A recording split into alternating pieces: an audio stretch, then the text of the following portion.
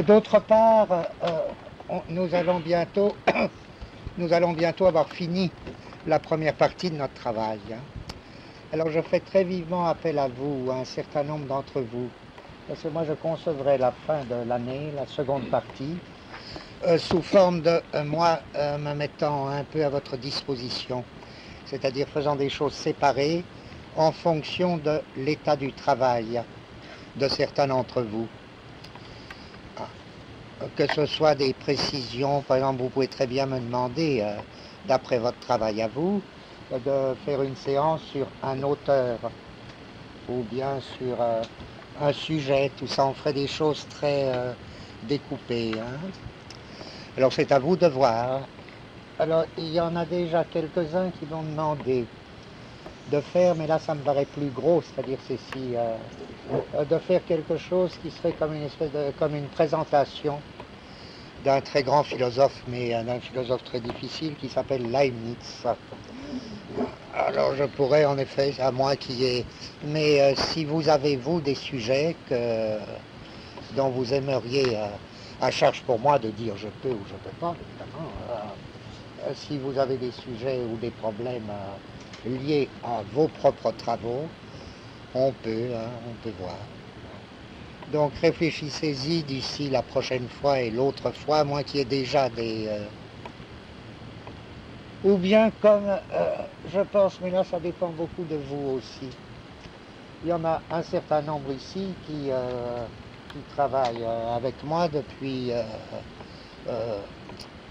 longtemps, depuis beaucoup d'années. Et tout ce qu'on a fait depuis 4 ou 5 ans, je crois que c'est quand même des choses très diverses, mais... c'est des choses qui tournent autour des mêmes notions. Alors il peut y avoir utilité de reprendre certaines notions sur lesquelles on a travaillé depuis plusieurs années. Enfin, tout est possible. C'est à vous de... Vous me direz ou dès maintenant, ou la prochaine fois, ou l'autre fois encore. Sinon, je ferai quelque chose sur Leibniz, s'il n'y a pas de demande spéciale. Lichtenberg. C'est pas gros, hein. C'est pas écrit beaucoup Si, mais ce pourquoi il est connu. J'ai lu 5 ou 7 phrases de lui dans la vie, mais vraiment ça m'a illuminé. Ouais. Ça je ne peux pas. Je ne connais pas assez. Ouais, c'est... L'aurore de Jacob Böhm. L'aurore. Ouais. Je suis imprudent parce que je ne vois pas faire quelque chose sur Böhm, j'en suis incapable. Ouais. Enfin, on ne sait jamais, oui. Ça m'aurait intéressé, mais j'étais malade l'année dernière, c'était laissé toute la édition physique, parce que je voulais prendre les grands esthéticiens allemands, vous avez parlé. Rigole, oui. Quelqu'un me passe vos... Mais ça, on y reviendra peut-être un tout petit peu sur... Oui. Ça, on pourra, oui, mal dîner, oui.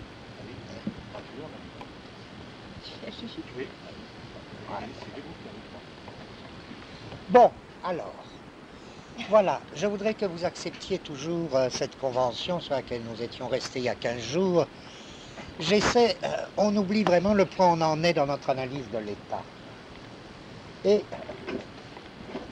je fais une très longue parenthèse qui consiste à demander qu'est-ce que c'est au juste qu'une axiomatique.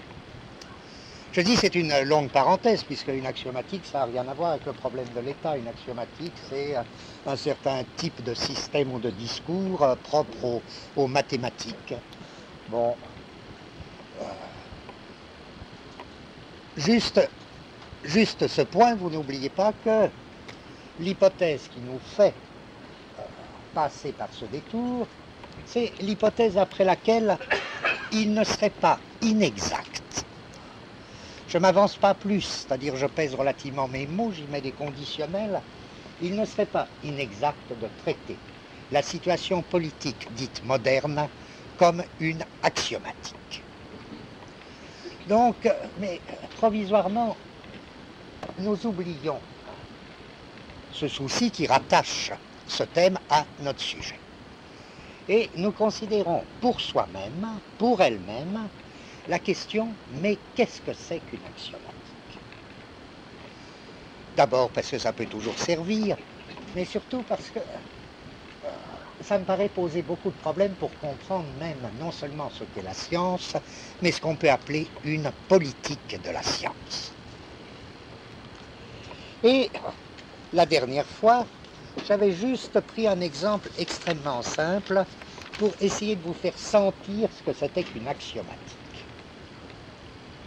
Et je rappelle cet exemple parce que si vous ne l'avez pas un peu, je le rappelle en le schématisant encore plus, cet exemple que j'avais déjà moi-même simplifié, je le simplifie encore plus en disant, voilà un exemple d'axiomatique.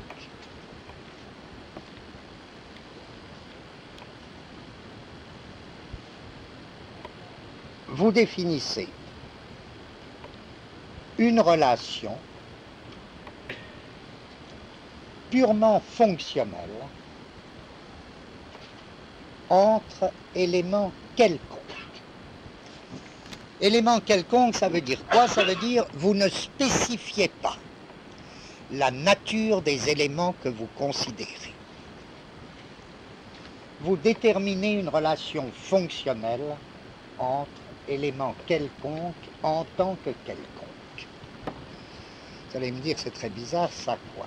Qu'est-ce que ça veut dire? Prenons la forme symbolique x grand R y.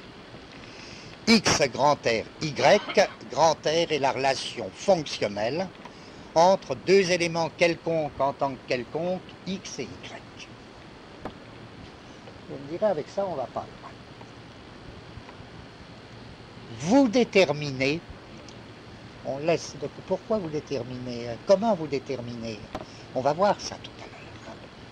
Et je suppose que nous déterminions des axiomes.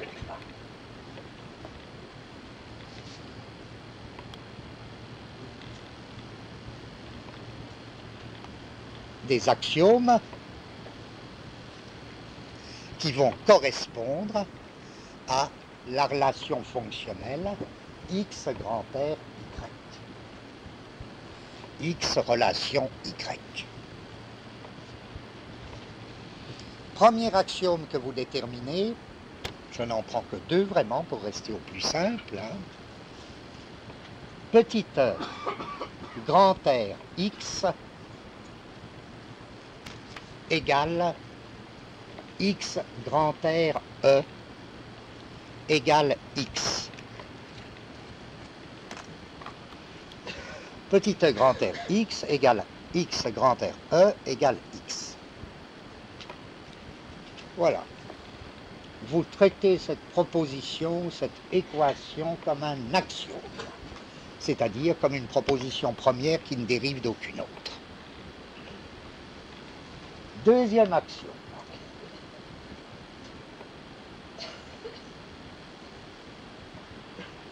X grand R x'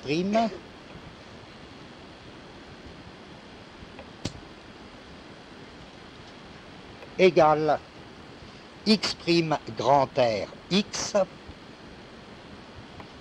égale petit e.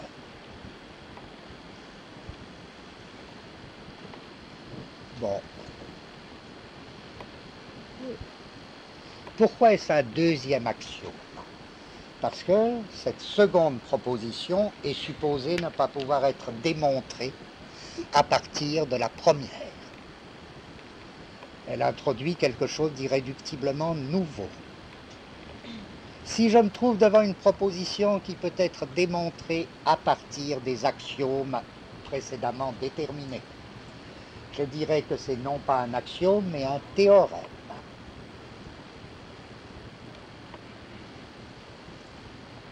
Donc, un ensemble d'axiomes est un ensemble de propositions indépendantes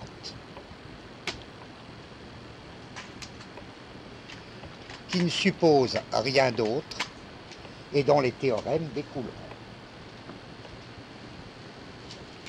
Je reprends mes deux axiomes. Qu'est-ce que c'est que ça? Une axiomatique renvoie, et c'est la seconde notion essentielle. La première notion essentielle, c'est l'idée de relation uniquement fonctionnelle entre éléments quelconques en tant que quelconques. La deuxième notion fondamentale d'une axiomatique, c'est celle, on l'avait vu, de modèle de réalisation. On dira qu'une axiomatique, comme ensemble de relations fonctionnelles entre éléments quelconques en tant que quelconques, renvoie à des domaines, à des modèles de réalisation dans lesquels elle s'effectue. Qu'est-ce que ça veut dire qu'elle s'y effectue? Cela veut dire que dans ces domaines, dans ces modèles de réalisation, les éléments prennent une nature qualifiée. Les éléments quelconques prennent une nature qualifiée.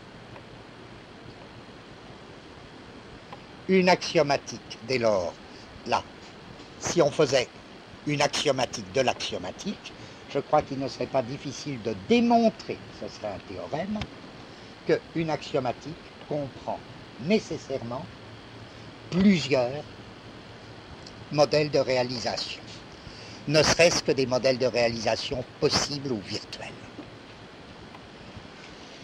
au point que serait contradictoire la notion d'une axiomatique n'ayant qu'un seul domaine de réalisation, modèle de réalisation.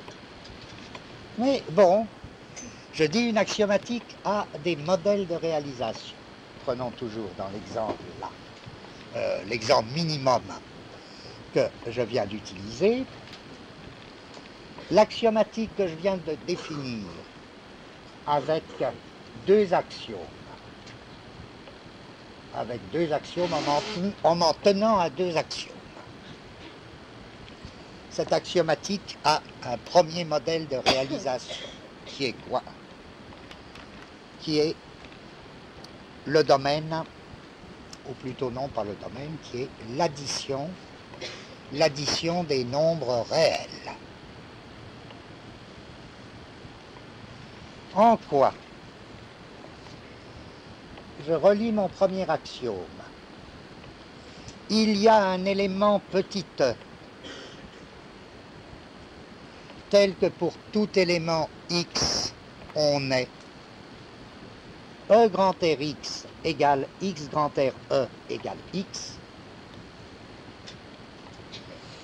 Dans le cas de l'addition des nombres réels, cet élément petit e, c'est 0.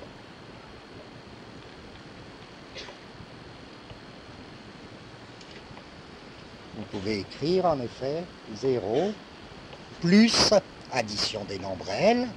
Ça vous donnera dans le modèle de réalisation addition des nombres réels, ça vous donnera 0 plus x égale x plus 0 égale x. Essayez pour la division, la multiplication, c'est pas comme ça. Donc ça vous a permis de circonscrire l'addition des nombres réels. Deuxième axiome. Pour tout élément x, il existe un élément x' tel que x grand R x' égale x' grand R x égale E. Pour l'addition des nombres réels, x', c'est le nombre négatif, moins x.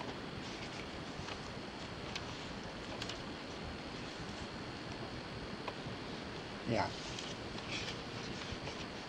Mais alors pourquoi avoir cherché une axiomatique?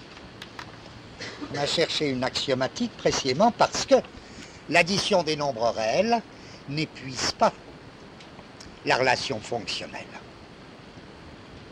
Il y aura, virtuellement ou réellement, il y aura d'autres modèles de réalisation. J'avais donné un autre modèle de réalisation de cette axiomatique à deux axiomes, à savoir la composition des déplacements dans l'espace euclidien à 3 dimensions. Ce qui en soi est un ensemble tout à fait différent de l'addition des nombres réels.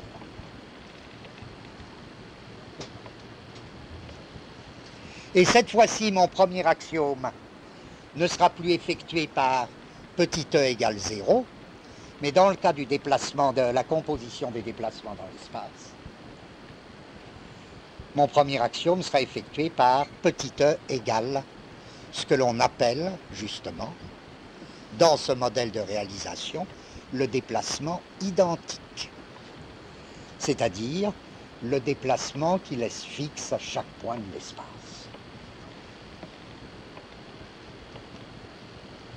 Et, deuxième axiome, x' ne sera plus effectué par le nombre négatif, mais par ce qu'on appelle, dans ce modèle de réalisation, dans ce second modèle de réalisation, par ce qu'on appelle le déplacement inverse. Du coup, si j'ai redéveloppé cet exemple, c'est pour une raison très simple. C'est qu'il me semble que l'on voit, à partir d'un exemple aussi simplifié, ce qu'il y a d'extraordinairement original dans une axiomatique. Je dirais que, vous voyez que, en effet, l'axiomatique en elle-même ne comprend que des relations fonctionnelles entre éléments quelconques en tant que quelconques. Vous comprenez, notre objet, c'est pas faire des mathématiques, là, c'est vraiment avoir ce minimum qui nous permet de comprendre ce qu'ils ont voulu faire, les gens qui ont fait de l'axiomatique. L'axiomatique elle-même ne comprend que ça. Relation fonctionnelle entre éléments quelconques en tant que quelconques. Il ne faut même pas demander de quoi une axiomatique parle. La question n'a pas de sens, puisqu'elle parle d'éléments quelconques en tant que quelconques. Et elle définit des relations fonctionnelles entre ces éléments comme tels. Mais alors, c'est important. Pourquoi? C'est intéressant. Pourquoi? Parce que l'axiomatique m'apparaît vraiment la seule chose, le seul discours qui permette une comparaison directe, un affrontement direct, une comparaison directe entre ensemble ou domaine hétérogène en tant qu'hétérogène.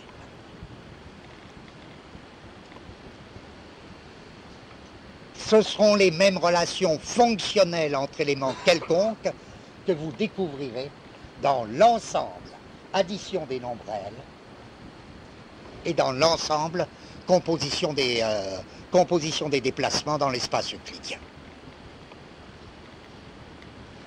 Je demande, est-ce qu'il y a une autre méthode qui nous... Là, je dis beaucoup de bien de l'axiomatique, mais on verra aussi qu'il y a des problèmes. Mais pour le moment, c'est une méthode assez étonnante, qui ne va pas du tout de soi. Elle nous donne le moyen, et je ne vois pas d'autre moyen, à première vue. À première vue, on ne voit pas d'autre moyen pour comparer des domaines hétérogènes en tant qu'ils sont hétérogènes, et les comparer directement, c'est-à-dire sans passer par une homogénéisation. Voilà. Alors ça, il faudrait que vous compreniez, parce que sinon... alors je veux bien même tout recommencer si vous ne comprenez pas, mais... il faudrait, parce que sinon... il faut que ou bien que vous compreniez, ou bien que vous partiez pour cette fois, parce que sinon tout dépend de ça. Voilà. Alors réfléchissez bien. Vous comprenez?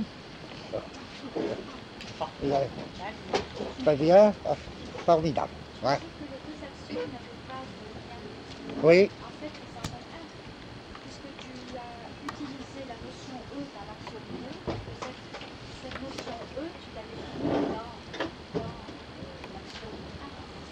C'est pas qu'ils aient pas, oui, en ce sens, oui, mais l'un ne peut pas être déduit de l'autre.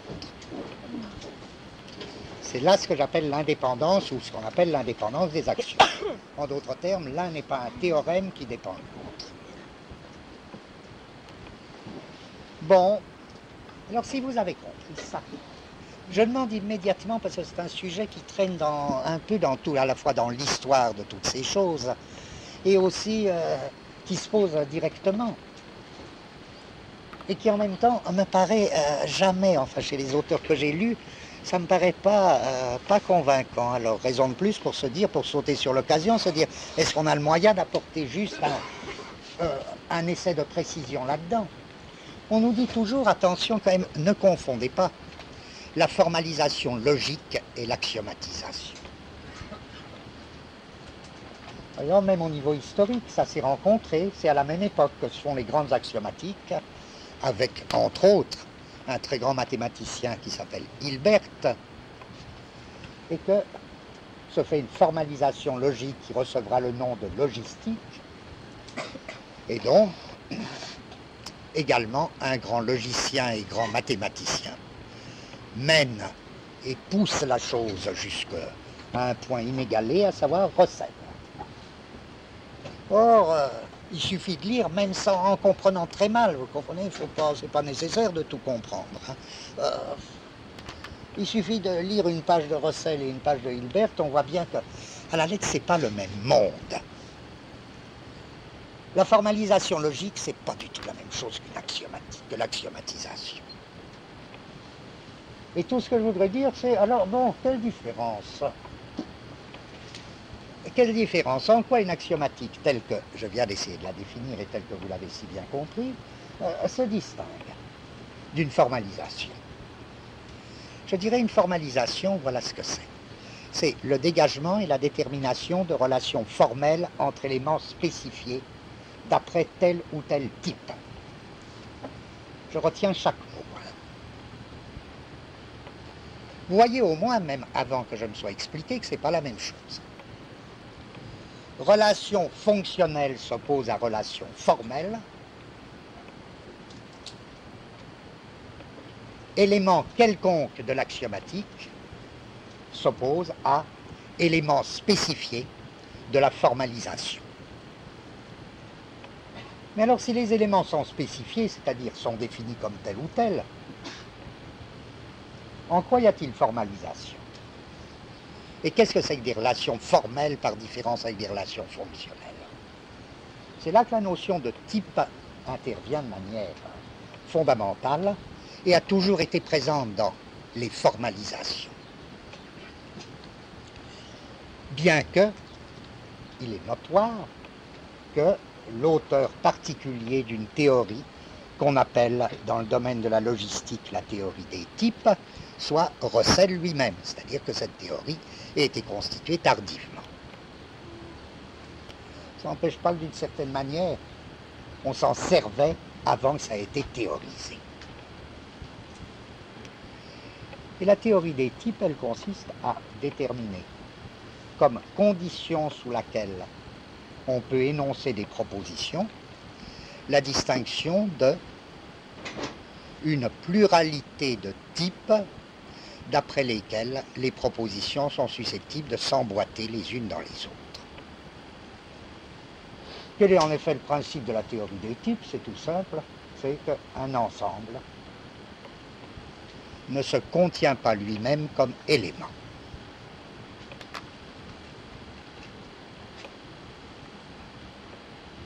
Qu'est-ce que ça veut dire? Un ensemble ne se contient pas lui-même comme élément. Je veux dire une chose très très simple. Je prends un exemple qui est donné par Russell lui-même. Voici la proposition: Napoléon a toutes les qualités qui font un grand général. Napoléon a toutes les qualités qui font un grand général. Bien. Russell constate que avoir toutes les qualités qui font un grand général ne peut jamais être traité comme une des qualités nécessaires pour faire un grand général.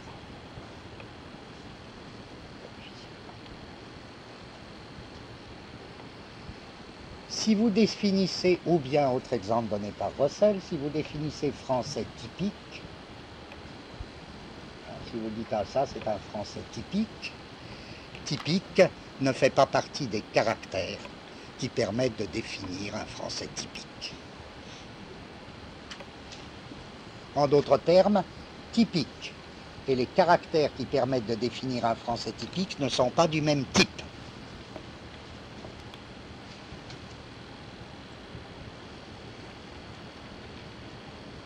Bon. Prenons un exemple, alors je prépare mon retour à notre problème. J'ai essayé de dire qu'un certain appareil d'État que j'appelais l'appareil archaïque, d'une certaine manière, reposait sur le surcodage de communautés agricoles. On a vu en quel sens ça pouvait être dit, en quel sens c'était discutable, etc. Mais prenons cette proposition.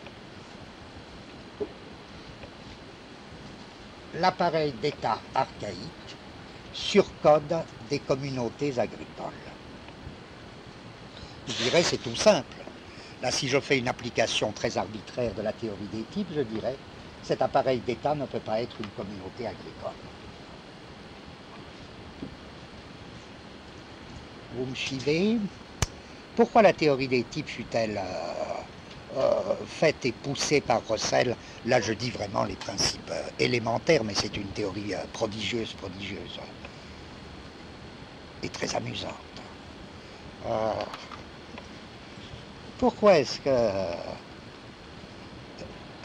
que Russell a éprouvé le besoin de la formaliser pour trouver une solution à ce qu'on appelait les fameux paradoxes logiques? Vous savez, les paradoxes du type « je mens ». Vous voyez, la proposition « je mens », est-ce qu'elle est vraie ou est-ce qu'elle est fausse? C'est pas difficile de montrer qu'il est impossible qu'elle soit vraie, il est impossible qu'elle soit fausse. La réponse de Russell est toute simple, c'est que la proposition « je mens » n'est ni vraie ni fausse. En effet, si elle est vraie, elle est fausse, et si elle est fausse, elle est vraie. Ou enfin, vous savez, ça c'est dans tous les journaux pour s'amuser, quoi. Mais ça a beaucoup agité les logisticiens, ces choses-là. Eh bien, la réponse de Russell est très simple. La proposition « je mens » n'est ni vraie ni fausse parce que c'est un non-sens. Et je voudrais que vous compreniez, là je fais à nouveau une parenthèse dans ma parenthèse, c'est pas par hasard que c'est les Anglais qui ont trouvé et qui ont tellement poussé aussi ce concept de non-sens et qui ont tellement travaillé là-dedans. Et c'est très important parce que, vous voulez, dans l'expérience concrète, mais il me semble qu'on ne peut pas faire de philosophie d'ailleurs si on ne vit pas cette expérience. Mais il y a très peu de choses vraies ou fausses. C'est pas le vrai et le faux qui compte, jamais c'est ça qui a compté. C'est les jours de fête qu'on rencontre, qu'on bute sur une proposition fausse. C'est très très rare une proposition fausse. Qu'est-ce qui fait notre malheur à tous? Notre malheur à tous, c'est jamais de vivre dans le faux. Pas du tout, pas du tout. C'est que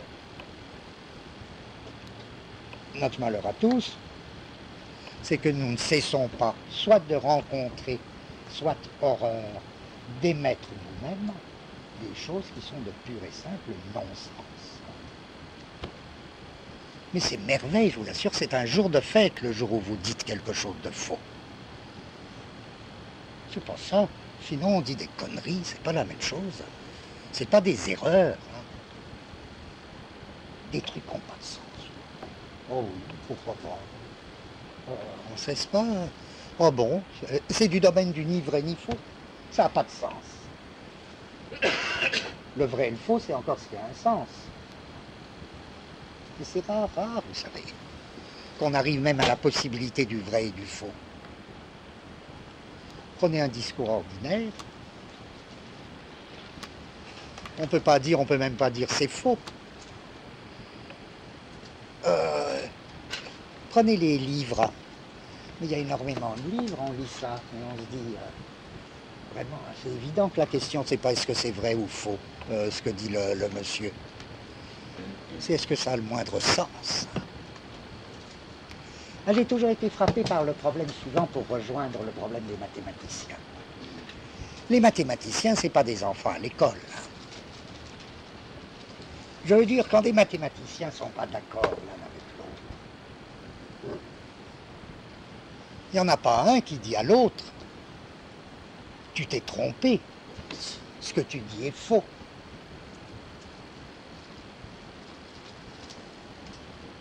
Je veux dire, et c'est ça qui me troublait beaucoup, J'ai l'impression que toute la théorie de la vérité en philosophie classique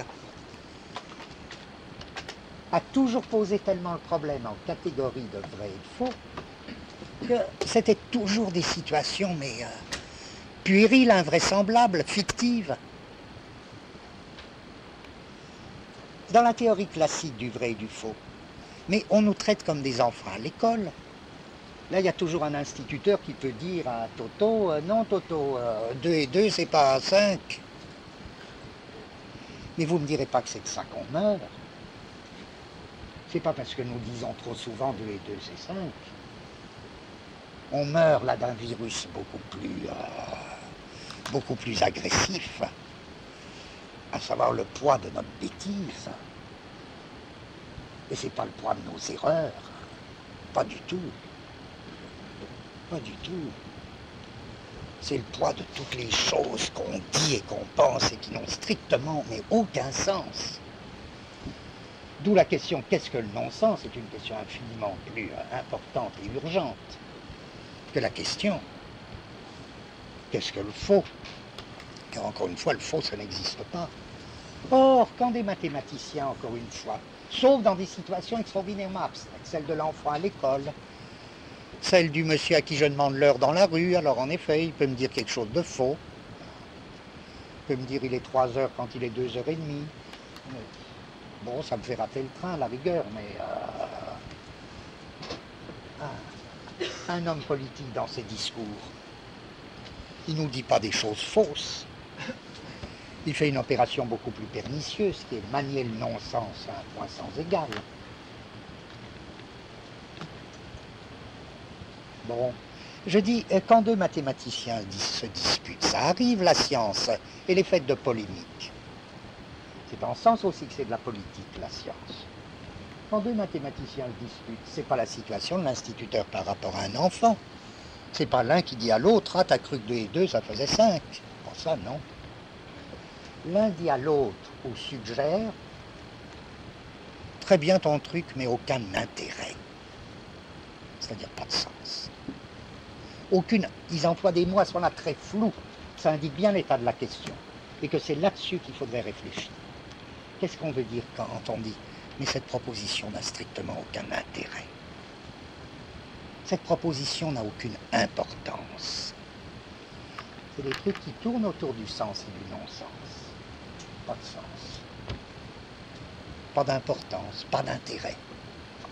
Qu'est-ce que c'est que l'intérêt mathématique d'une proposition?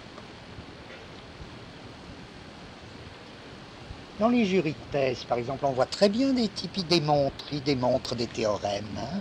On peut toujours inventer des théorèmes si on a la culture mathématique suffisante. Voilà, pourquoi pas? Aucun intérêt. On peut toujours tenir des propositions d'un type philosophique. Encore faut-il qu'elles aient un intérêt. Qu'est-ce que c'est que l'intérêt proprement philosophique d'une proposition? Qu'est-ce que c'est que l'intérêt proprement mathématique d'une équation? Il y a des propositions dénuées d'intérêt, c'est-à-dire dénuées de sens. Bien. Là, vous voyez où allait la théorie des types. Elle consistait à dire une des formes, en tout cas là je ne vais pas aller trop loin, une des formes du non-sens, une des formes de ce qui n'a pas de sens. Donc c'est pire que le faux, c'est ce qui ne peut être ni vrai ni faux. C'est lorsque dans une proposition, on contamine des éléments de proposition de type différent. C'est-à-dire, on construit un ensemble qui se contient lui-même comme élément. Lorsque je dis « je mens », la proposition porte sur elle-même. Dans des conditions, elle ne pourrait pas porter sur elle-même. Donc, elle est dénuée de sens. Alors, à ce moment-là, c'est forcé qu'elle ne soit ni vraie ni fausse, puisqu'elle n'a pas de sens. Voyez, je reviens alors à mon thème plus simple. Qu'est-ce que c'est qu'une formalisation logique? Je dis, pour reprendre mon exemple, l'appareil d'État archaïque surplombe ou surcode les communautés agricoles. Donc il est d'un autre type que les communautés agricoles. Il n'est pas lui-même une communauté agricole. Je dirais, la proposition, l'appareil d'État archaïque est d'un autre type que la proposition, les communautés agricoles. exactement comme Russell nous disait.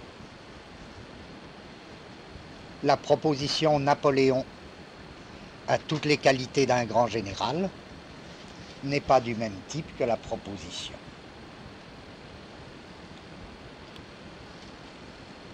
Un tel a telle qualité d'un grand général.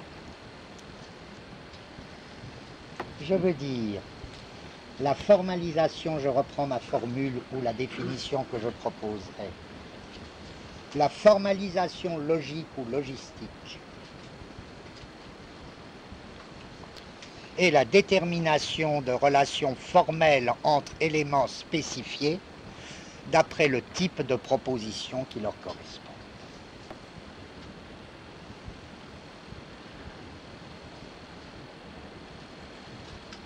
En sens, la formalisation érige un modèle à réaliser.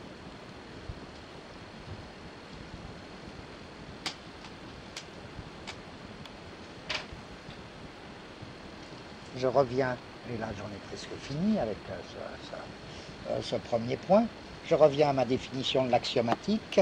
L'axiomatique détermine des relations uniquement fonctionnelles entre éléments quelconques en tant que tels.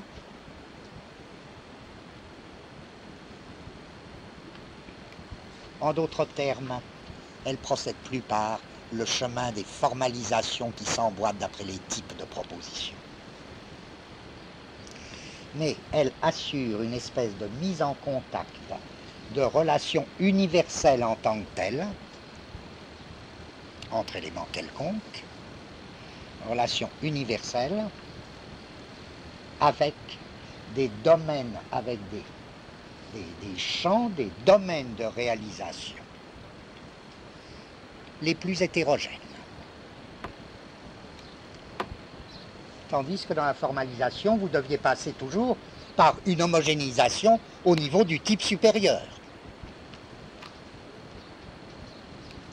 Les ensembles de type 1 ne pouvaient être comparés, du point de vue de la formalisation, ne pouvaient être comparés que dans la mesure où ils étaient homogénéisés par un ensemble du type 2. Les ensembles de type 2 ne pouvaient être comparés que dans la mesure où ils étaient homogénéisés par un ensemble de type 3. Alors, là, il me semble que c'est très curieux, on voit bien la nouveauté de la démarche axiomatique. Je dirais que l'axiomatique, c'est précisément les relations fonctionnelles qui renvoient à des modèles de réalisation. La formalisation, c'est les relations formelles qui constituent des modèles à réaliser. Or, tout ce que j'ai essayé de montrer la dernière fois, c'est que dans le cas qui nous occupe, là je fais à nouveau une parenthèse, c'est que dans le cas qui nous occupe, on pourrait dire par hypothèse, mais on ne l'a pas encore bien justifié, que contrairement à l'état archaïque, l'état moderne a cessé d'être un modèle à réaliser, il est devenu modèle de réalisation par rapport à une axiomatique.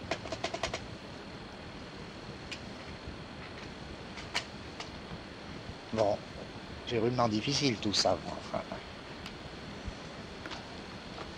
Quoi? Qu'est-ce qu'il y a? Ah oui, oh bah ça, comme on va y revenir, ça n'a aucune importance. Ça, non, c'est juste, alors je voudrais... Quoi? C'est la formalisation. Ah ben oui, la formulation. Oui, je disais... Oui, je viens d'essayer de montrer très vite que, si vous voulez, l'état archaïque, ce qu'on a appelé pendant toute notre recherche précédente, l'empire archaïque, en tant que surcodage de communauté, était d'une certaine manière une formalisation.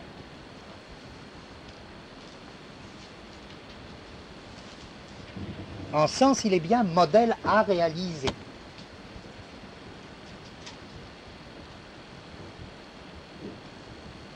Il est modèle transcendant, n'est-ce pas? Les États modernes, on avait vu, semblent tout à fait différents. Or, en quoi sont-ils tout à fait différents? C'est parce que cette fois-ci, c'est plus du tout des modèles à réaliser, c'est des modèles de réalisation. Vous voyez que le mot modèle a complètement changé de sens, c'est-à-dire ce sont les champs d'effectuation par rapport à une axiomatique générale, qui est quoi? Qu'on a essayé de déterminer comme étant l'axiomatique du capital. Enfin, là, je devance ce qui nous reste à faire.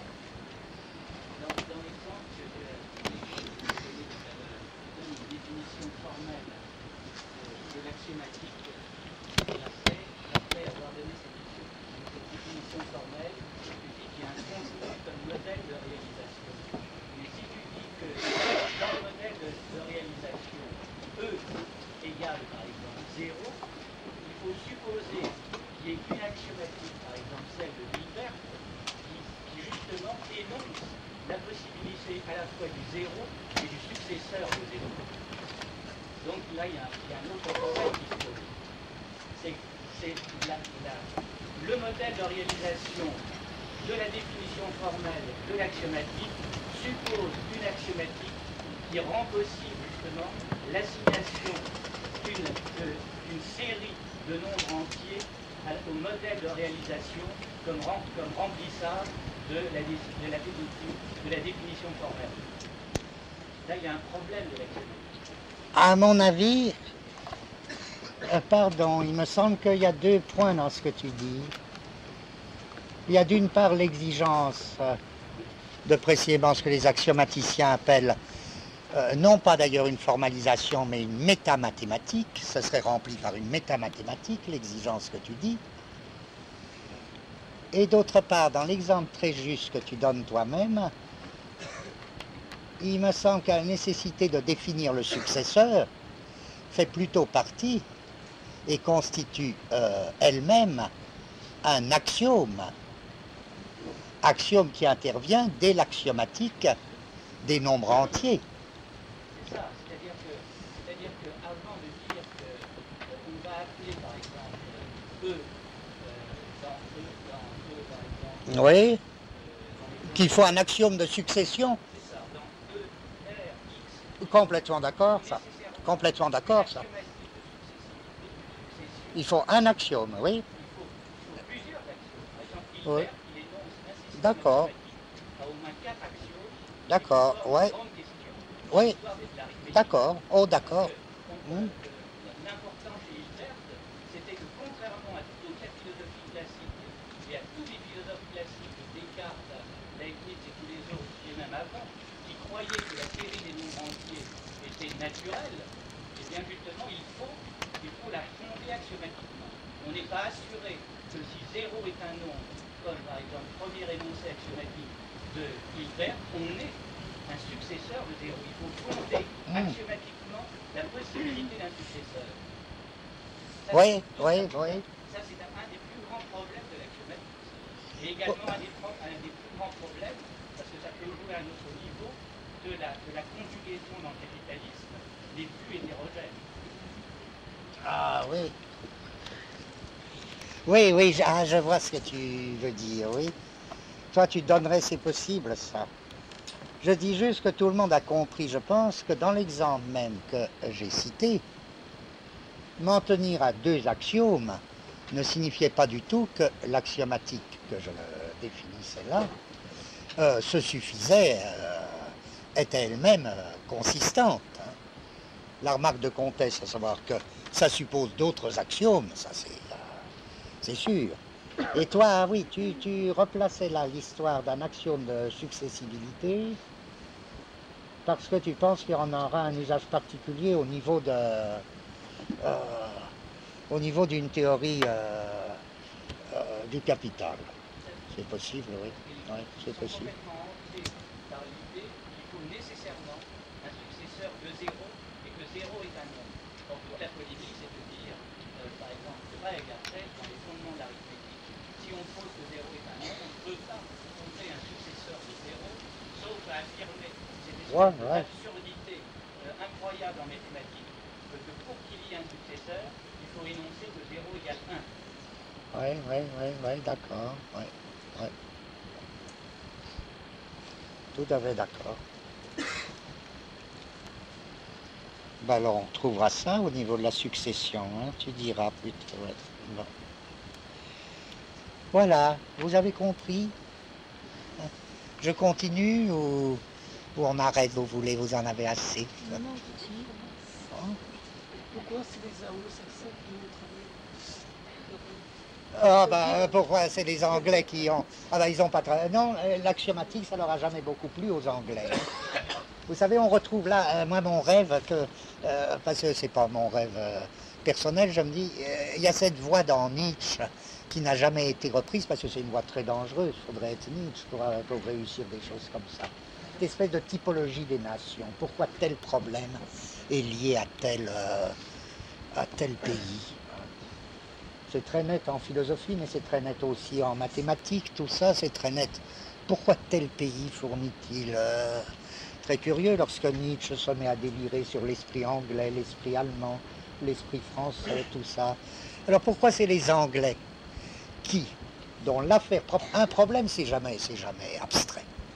Soit les théorèmes c'est abstrait, hein, mais les choses concrètes de la pensée, les vrais événements de la pensée, c'est jamais abstrait. Ça ne veut pas dire non plus que ce soit historique, il faudrait inventer de toute autre catégorie. Mais pourquoi les problèmes sont-ils signés? C'est curieux. Quand même, bon, est-ce que... je dis bien que c'est follement dangereux, c'est-à-dire on risque de tomber dans les pires platitudes en disant mais il faudrait avoir la méthode pour bien parler de ça. Alors les Anglais, pourquoi c'est la formalisation, la logistique qui les a fascinés? Et qu'ils ont eu des génies d'incroyables génies. Ça me paraît évident, là, il faudrait penser à, dans tous les domaines alors, la vocation de l'Angleterre pour penser le non-sens, pour penser le problème du sens et du non-sens. Les Anglais, c'est de tout temps des types qui ont dit, finalement je résume, un de leurs apports philosophiques, c'est, ils sont assez drôles, hein, les Anglais. On dit toujours, oh, ils vont pas loin, ils rigolent plutôt. Ils rigolent devant la philosophie française, allemande, tout ça. Ils disent, mais c'est bien, mais qu'est-ce que ça veut dire tout ça? Qu'est-ce que ça veut dire? Qu'est-ce que ça veut dire la question? Qu'est-ce que ça veut dire? Chez les Anglais, on voit très bien, ils disent, oh, c'est des gens qui nous parlent du vrai et du faux. Seulement, voilà, ils oublient qu'une petite chose, encore une fois. C'est que le vrai et le faux, ça suppose que ce qu'on dit a déjà un sens. Nous, ce qui nous intéresse, c'est à quelles conditions quelque chose a une proposition a-t-il un sens. Alors, c'est dans tous les domaines que les Anglais ont perpétuellement été attirés par la question du sens et du non-sens. Que vous preniez leur littérature, pourquoi est-ce que le non-sens est un truc qui anime et qui parcourt la littérature anglaise des débuts à la fin? Pourquoi est-ce que quand vous trouvez une page de non-sens, vous savez que c'est anglais ou américain, ou juif? Encore que le non-sens juif ne soit pas la même chose, mais enfin, et généralement il ne sera pas difficile à ce moment-là de montrer que c'est plutôt un... Sauf justement ton Lichtenberg, lui, il y a toujours des petites exceptions comme ça. Mais pourquoi est-ce que la pensée anglaise-américaine est pénétrée par ce problème du sens et du non-sens? Alors que les Français, ils ont toujours été très lourds, très pâteaux dans la question du sens et du non-sens. Ils ont beau s'efforcer, ils ont beau s'efforcer de faire les légers, ça marche guère. Ça marche guère, à côté des non-sens anglais. Si vous pensez, même le cinéma, si vous pensez alors à la fois à ceux qui sont américains et juifs, les Marx, bon, les Marx comme art du non-sens, et bon, que ce soit en littérature de Lewis Carroll à lire, à toute la tradition du non-sens, bon, et est-ce que c'est par hasard, je dis, que leurs philosophes font la même chose en philosophie? C'est-à-dire que Russell, c'est effectivement une espèce de grand Lewis Carroll de la philosophie. Bon. Alors là, il y a des mystères qui nous échappent, bon, pourquoi? Oh, il y aurait des trucs à trouver. Ouais. À ce moment-là, il faudrait en effet bien arriver à bien définir ce que c'est qu'un non-sens. Du coup, on prendrait peut-être pourquoi ça intéresse particulièrement les Anglais. Et pourquoi les Français sont toujours passés à côté. Et les Allemands, c'est encore autre chose. Encore autre chose, c'est pas... Ouais, bon, enfin. Alors, voilà. Je voudrais faire une deuxième remarque. Ça, c'est ma première remarque sur l'axiomatique. Je voudrais faire une seconde remarque sur l'axiomatique, car elle nous sera, je crois, très utile plus tard. À partir de tout ce qu'on vient de dire, on pourrait croire qu'une axiomatique, c'est comme une espèce de procédé d'automaticité dans le discours mathématique. c'est comme une espèce de construction d'un automate spirituel. Automate spirituel étant une expression célèbre en philosophie. Ou à la limite, même plus, d'une véritable automation. À la lettre, c'est les règles d'un discours où vous ne savez pas de quoi vous parlez, puisque vous énoncez des relations entre éléments quelconques, dont vous ne spécifiez pas la nature. Non seulement vous n'avez pas besoin de savoir ce dont vous parlez, mais il est recommandé de ne pas savoir ce dont vous parlez. Alors bon, on peut avoir cette impression que, et ça a été très souvent dit, l'axiomatique tend et même se propose d'expulser non seulement toutes les images au profit d'un pur symbolisme, mais toutes les ressources de l'intuition, de la construction, pour y substituer l'énonciation de l'ensemble des actions.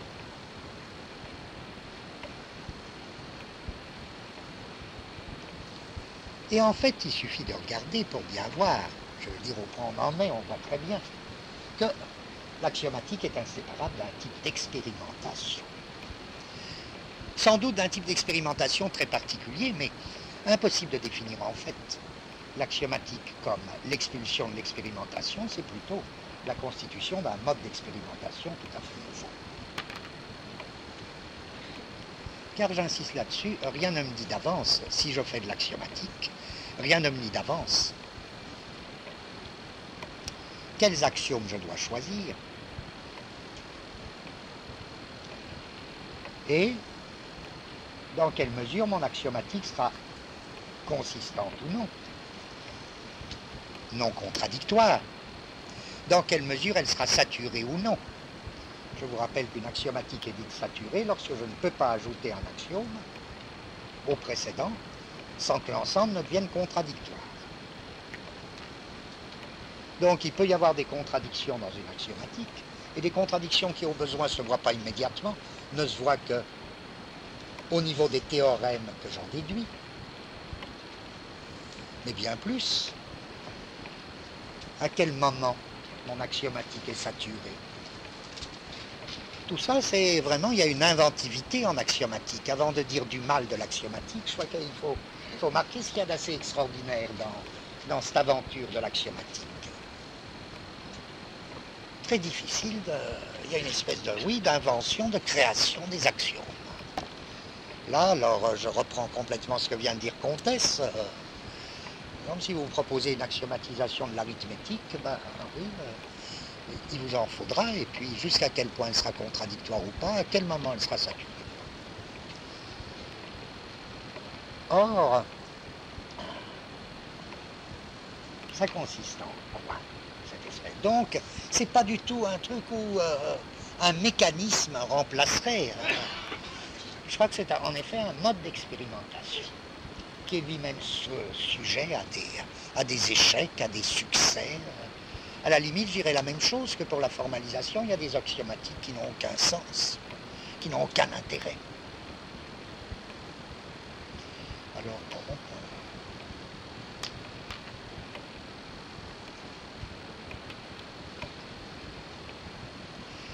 si bien que on ne peut pas se faire de l'axiomatique l'idée d'une espèce de constitution d'un savoir automatique infaillible. J'insiste là-dessus parce que dans notre comparaison que nous ferons plus tard, tout à l'heure, entre l'axiomatique et la politique, on ne pourra plus tenir comme une objection l'idée qu'en politique, on se trompe tout le temps. C'est en axiomatique aussi. C'est donc là la question. Si j'essaie de définir le niveau de l'axiomatique, je dirais quoi? Alors je reprends les catégories qu'on a ébauchées. Les catégories qu'on a ébauchées, je dirais que finalement, il faudrait en dégager 3. Et bien marquer par commodité que nous ne confondons pas ces 3 concepts. Le premier concept, c'est les conjonctions topiques entre flux. Vous vous rappelez ce que nous appelions des conjonctions topiques entre flux? Ça, c'est dans le cas où les flux sont décodés, c'est les formes sous lesquelles le mouvement des flux est comme arrêté, ligaturé, sous telle ou telle forme, et c'est tout le domaine, on avait vu, qu'on avait appelé le domaine des dépendances personnelles. Il y avait donc des conjonctions topiques. Avec le capitalisme, dans notre analyse précédente, on a cru voir qu'on arrivait dans un élément très différent. Il ne s'agissait plus de conjonction topique entre flux, il s'agissait d'une conjugaison généralisée des flux décodés.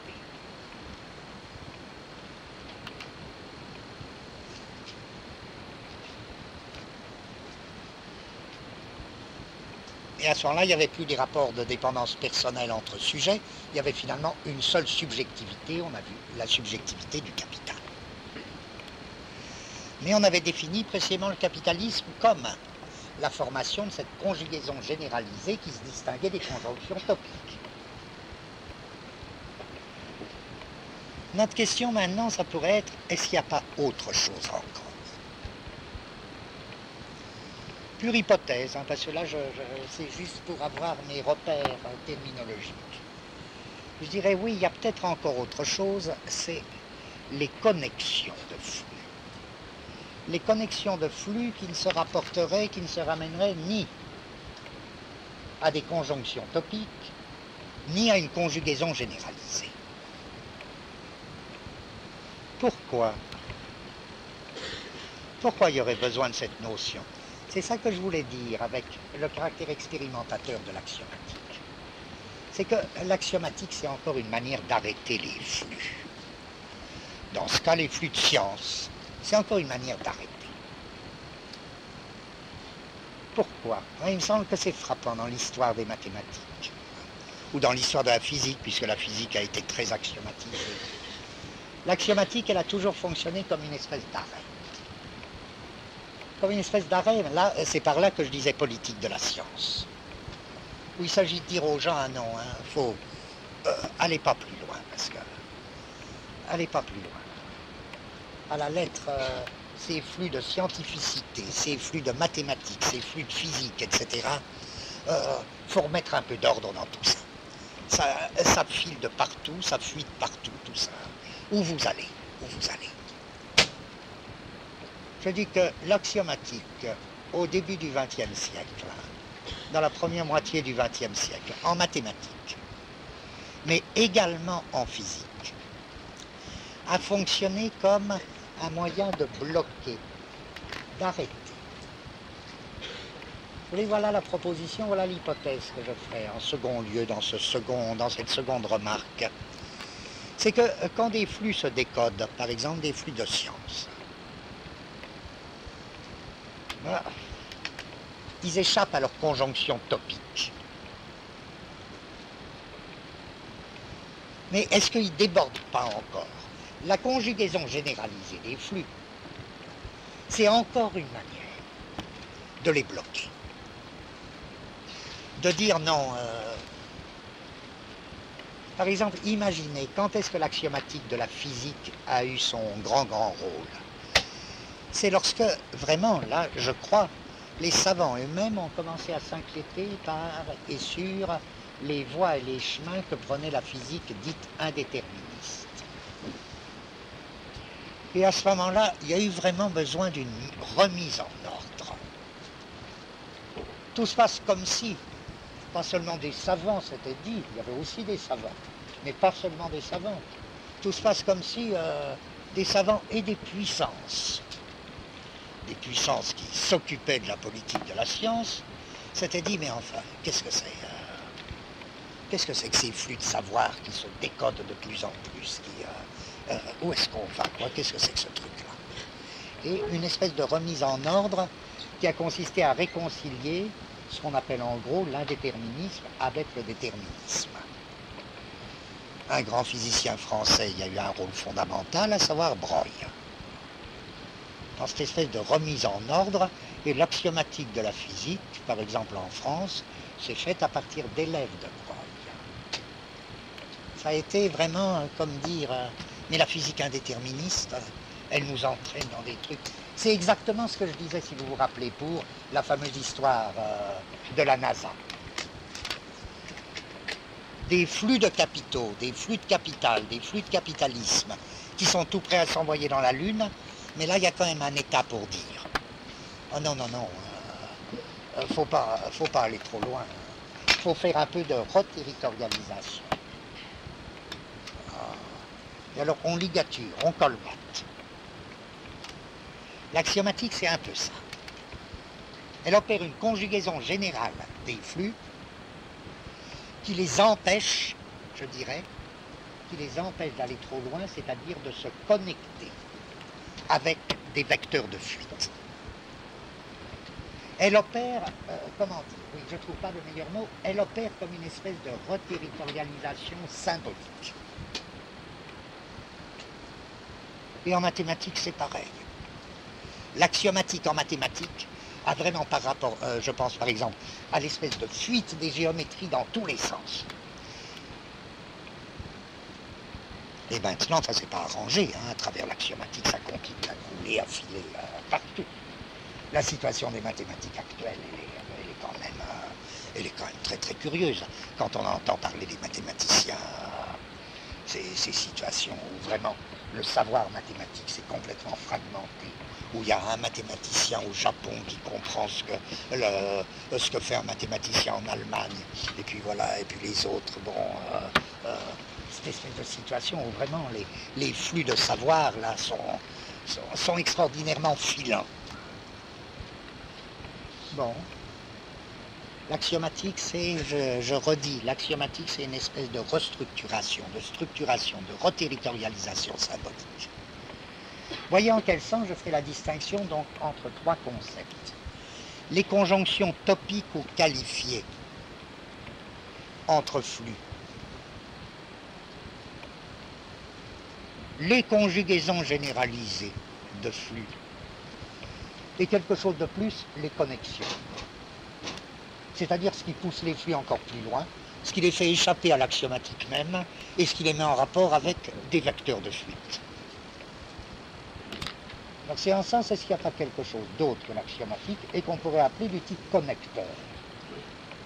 Or, je pense, et c'est la dernière remarque que je voudrais faire concernant cette histoire de mathématiques, je pense qu'il y a toujours eu en mathématiques quelque chose de très très curieux. Et c'est de ça que je voudrais parler pour finir dans l'histoire des mathématiques. Parce que ça nous servira toujours pour notre parallèle avec la politique. À la même époque que la formation des premières grandes axiomatiques, à laquelle Comtesse faisait allusion tout à l'heure, avec Hilbert et d'autres, coïncidait un mouvement mathématique qui me semble d'un très très haut intérêt. Et là, bizarrement, pour reprendre aussi, on retrouve toujours les mêmes problèmes, pour reprendre notre histoire, pourquoi est-ce que le centre de ce mouvement mathématique s'est-il trouvé dans les Pays-Bas? Là, il faudrait des raisons, il faudrait trouver des raisons pour ça. Et se constituait en réaction contre l'axiomatique une école très bizarre, très importante, de grands mathématiciens,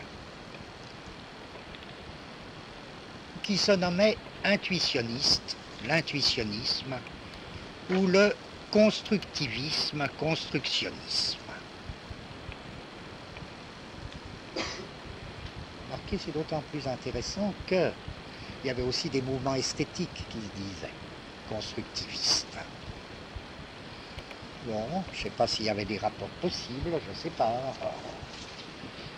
Ces mathématiciens, je cite pour, si par hasard vous en entendiez parler dans un livre, je cite le nom des principaux, c'était Brouwer, B-R-O-U-W-E-R, Hetting, H-E-Y-T-I-N-G, Gris, G-R-I-2-S.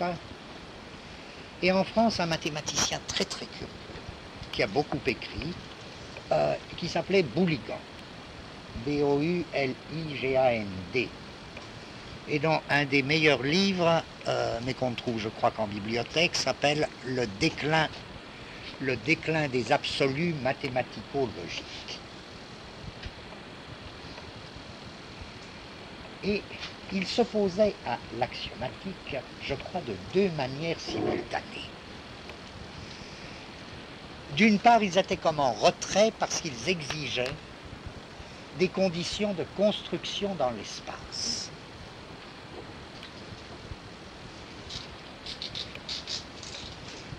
Mais d'autre part, et en même temps, en sens, ils étaient vraiment en retrait. Mais par d'autres aspects de leur œuvre et de leur réflexion, ils étaient très au-delà. Ce qui évidemment est important pour nous, ils pouvaient être les deux à la fois. Comme s'ils avaient exigé qu'à la lettre, les flux mathématiques aillent encore plus loin, débordent les limites de l'axiomatique. Notamment, ils avaient une manière de mettre en cause des principes que l'axiomatique conservait, notamment le principe dit du tiers exclu, selon lequel une proposition est vraie ou fausse. Et ce qu'ils opposaient à l'axiomatique, c'était, et là c'est très utile pour nous, je ne dis pas pourquoi encore, c'était ce qu'ils appelaient eux-mêmes, enfin certains d'entre eux, ce que certains d'entre eux appelaient un calcul des problèmes. Un calcul des problèmes, et en effet, quand on voit ce qu'ils appellent un calcul des problèmes, notamment le mathématicien Gris a beaucoup fait de calcul de problèmes au sens. Il y avait aussi un russe là-dedans. Il y avait un ménage français, tiens, j'ai un souvenir. Il y avait un ménage français de mathématiciens physiciens, élèves de Broglie, qui représentait comme une espèce de scène de ménage épistémologique. Car le mari était un des meilleurs axiomaticiens et la femme était une intuitionniste. Et ils avaient beaucoup de talent. Ils ont divorcé. Hein. Mais enfin...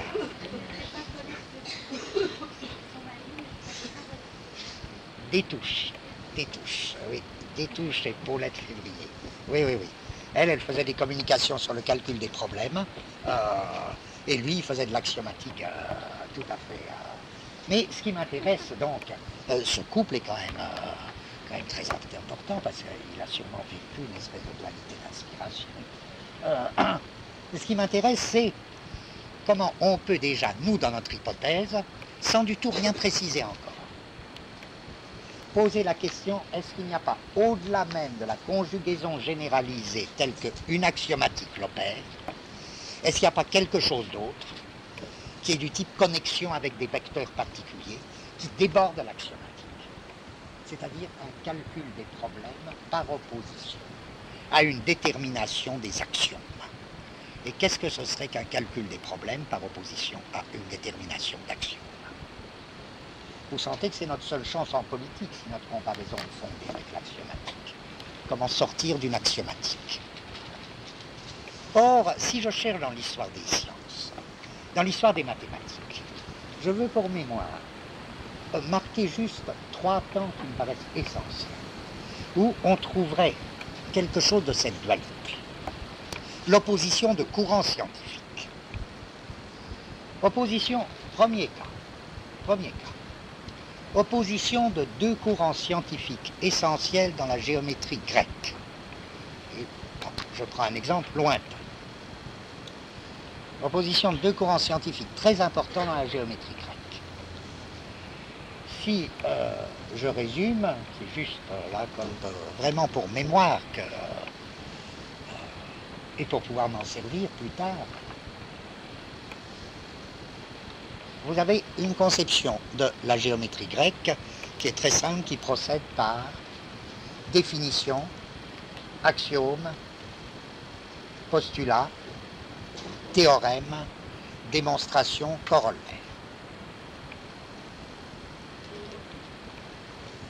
Cette conception de la géométrie trouve sa forme vraiment royale avec le géomètre Euclide.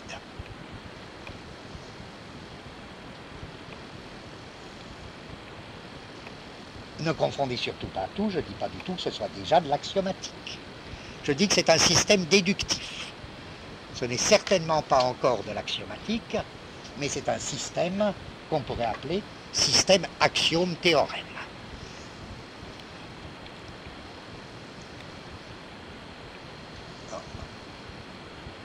Comment le définir, ce système déductif très général? Je dirais que ce système déductif consiste à définir des essences pour en déduire des propriétés nécessaires. Il va tout entier de essence à propriétés nécessaires.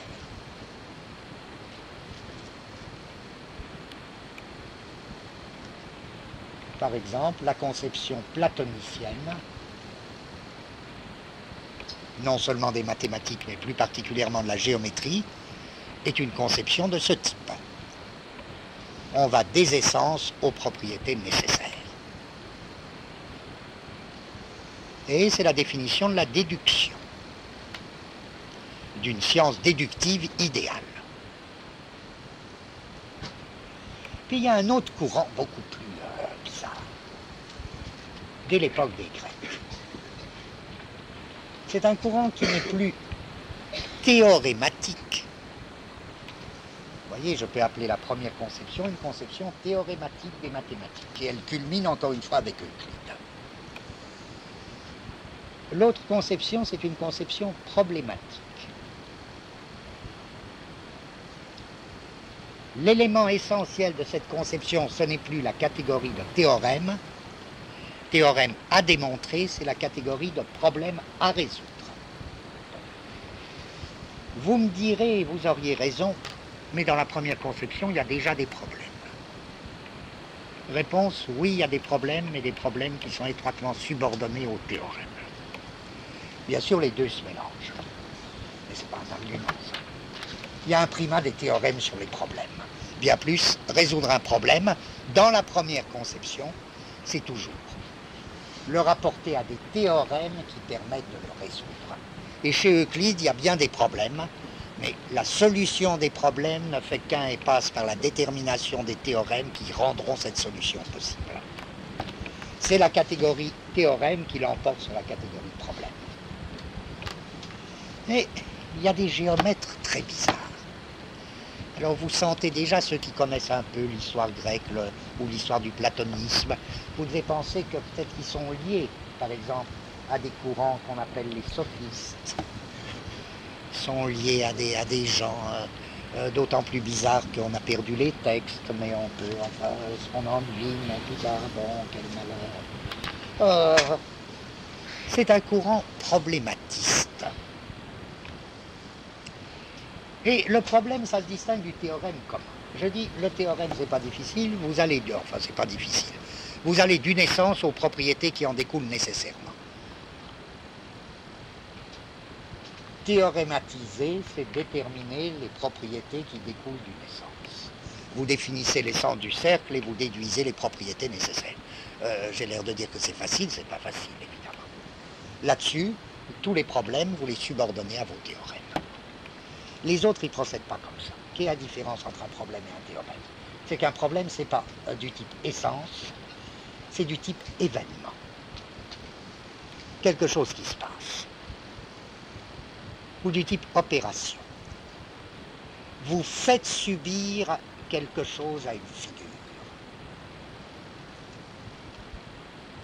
Et quelque chose d'extrinsèque. Vous lui faites subir une opération douloureuse. Une ablation, une adjonction, une quadrature, une cubature, toute une chirurgie de la figure. Il ne s'agit plus du tout de chercher les propriétés qui découlent d'essence, il s'agit de chercher les métamorphoses qui sont liés à des événements. Oui, ça, parfait comme forme. Parfait. Très clair. Ça, c'est la catégorie problème. Ah, tiens, je vais couper là, je vais couper un angle à mon triangle, qu'est-ce qui va se passer? Tiens, je vais faire que un plan coupe un cône en biais là. Qu'est-ce qui va se passer? Bon, c'est très très curieux comme mode de pensée. C'est une pensée événement. Et non plus du tout une pensée essence. Événements d'un type spécial, ce seront des événements proprement mathématiques. On opposera aux essences géométriques des événements proprement géométriques. Bon, et là aussi, comprenez, il ne faut pas durcir, il ne faut pas trop durcir en tout cas. Bien sûr, dans ce sens-là aussi, vous trouverez des théorèmes, mais cette fois-ci, les théorèmes seront tout à fait subordonnés aux problèmes. Or, je crois que dans la géométrie grecque, il y a eu une espèce de lutte très intense, et finalement, il y a eu une victoire. La tendance problème, elle aurait été complètement, alors elle a l'équivalent d'Euclide. C'est ce qu'on sait, par exemple, de la géométrie d'Archimède. Bon, c'est la grande opposition Euclide-Archimède.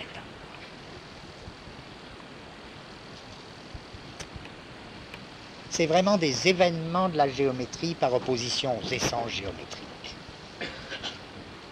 Voilà mon premier cas. Vous voyez que là, je peux dire, à la conception théorématique, s'opposait déjà chez les Grecs une conception problématique. Deuxième exemple, du XVIIe au XIXe. Du XVIIe au XIXe, on s'accorde à beaucoup d'auteurs, d'historiens, s'accordent à considérer que se montent pas seulement une, mais des conceptions de la géométrie dont on peut faire dater la géométrie dite moderne. Or, dans quelle voie ça se fait? Ça se fait dans une double voie. J'essaie de définir la première voie. Le renforcement d'une puissance symbolique.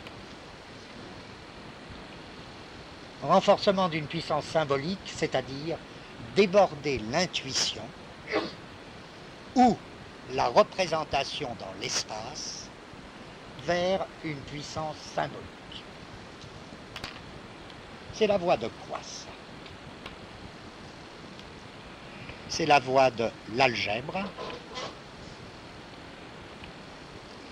c'est la voie de la géométrie analytique,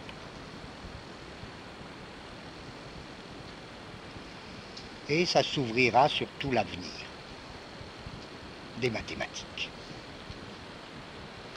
Mais au XVIIe siècle, c'est avant tout le développement de l'algèbre et de la géométrie analytique.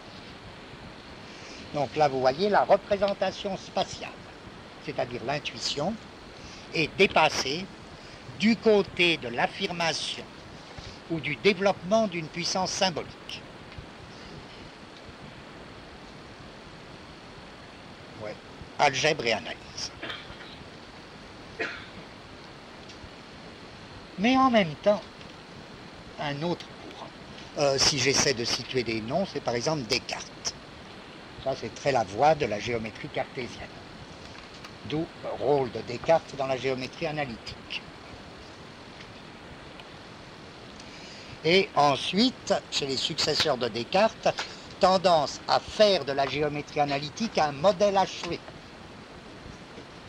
pour l'ensemble de la géométrie. Mais il y a aussi des résistances. Et se dessine paradoxalement une toute autre voie coexistante. Et cette toute autre voie, elle a des noms étranges. Et surtout des noms étranges, parce que c'est des hommes assez étranges qui la amènent. Je cite un dont on a parlé, il y a, je ne sais plus, de nombreuses années. Un géomètre très très bizarre qui s'appelle Désargues. D-E-S-A-R-G-U-E-S, qui a très peu écrit, mais dont tout le monde considère qu'il a été fondamental pour le développement de la géométrie moderne. Alors, il y a un vieux livre du 19e, Les œuvres de Désargues, et toutes les aventures de sa vie, il a eu tous les malheurs, il a été condamné partout, le Parlement, il a eu un procès au Parlement, tout ça, bon. Si j'essaie de faire la lignée, il s'occupait beaucoup, il était en liaison avec, très bizarrement, des tailleurs de pierre. Voyez pourquoi il est tailleur de pierre et que la taille des pierres, dans cette seconde conception, c'est très important. Pourquoi? Parce que la taille des pierres, c'est vraiment du type qu'est-ce qui se passe.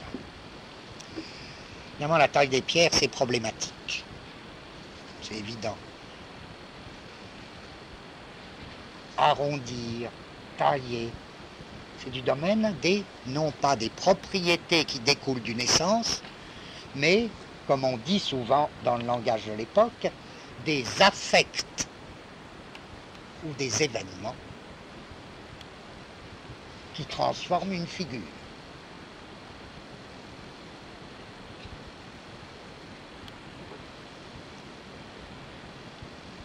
Un des textes de Desargues s'appelle, un titre merveilleux, très Lewis Carroll alors, brouillon d'une atteinte aux événements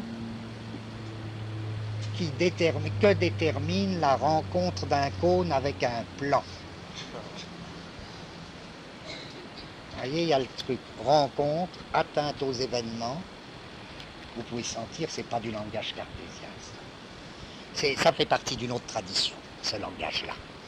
C'est du langage du courant problématiste.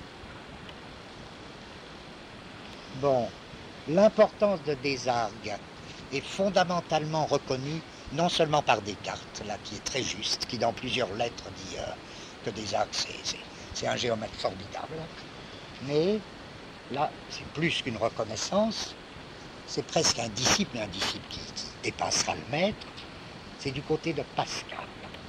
Et c'est du côté des mathématiques à la Pascal, et non plus à la Descartes, que se trouve la descendance desarguienne, la descendance de Desargues. Bien après, alors Pascal aussi, c'est une situation dans la science très bizarre. Bien après, vous avez un nom célèbre comme le créateur de la géométrie dite descriptive. C'est Monge. Et Monge ne cesse pas de faire une théorie qu'il appelle lui-même, dans son langage, une théorie des affects particuliers. Et il distingue les affects particuliers des corps des propriétés générales. Et c'est par là que quand il s'occupe de physique, c'est très important, puisqu'il traite les phénomènes, par exemple électriques, comme des affects particuliers des corps, par distinction aux déterminations générales des figures, du type espace et mouvement. En tout cas, géométrie descriptive de Monge. Or, Monge, c'est quoi? C'est un courant très bizarre, parce que Monge, c'est pleinement un savant, mais c'est un savant qui n'est pas de la même tradition que l'autre courant. Il renvoie à un personnage, à un type de personnage dont on a parlé, là, l'année, je ne sais plus laquelle, où on s'occupait de ça, à savoir l'ingénieur. L'ingénieur militaire. La science de l'ingénieur militaire. C'est une chose très curieuse. Et puis, dans la ligne, alors, il y a vraiment une continuité. Là, si on essaie d'établir des continuités, il y a une continuité, il me semble, Desargues, Pascal, Monge, et puis en quatrième, peut-être un des plus grands, il a sa petite rue à Paris, Poncelet. Poncelet, qui est un grand ingénieur militaire, mais surtout,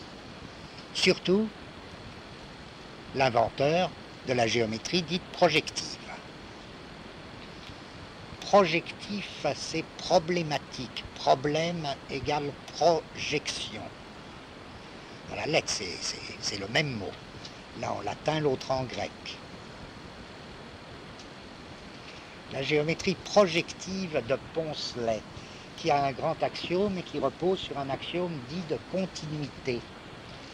Or, là aussi, pour en rester à des exemples aussi stupides que celui que j'ai pris pour l'axiomatique, qu'est-ce que c'est l'axiome de continuité à la Poncelet dans la géométrie projective? Voyez un cercle ou un arc de cercle. Hein, vous tracez une droite qui coupe l'arc de cercle en deux points. Il y a 2 points réels. Vous le faites monter. Puis à le moment, il n'y a plus qu'un point réel. Vous continuerez à dire, vous continuerez à dire, il y a 2 points, mais simplement l'un est fictif. Ou l'un est imaginaire. Vous montez encore. La droite sort du cercle et ne coupe plus rien. Vous continuerez à dire qu'il y a 2 points fictifs.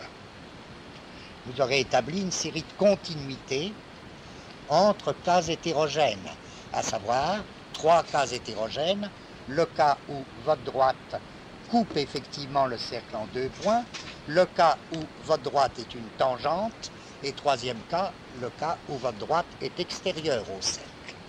Vous me direz quel intérêt d'introduire ces points imaginaires. Oh si, je ne vous le dirai pas parce que vous devez sentir que ça a un intérêt colossal du point de vue de la géométrie, que ça entraîne une nouvelle conception de la géométrie.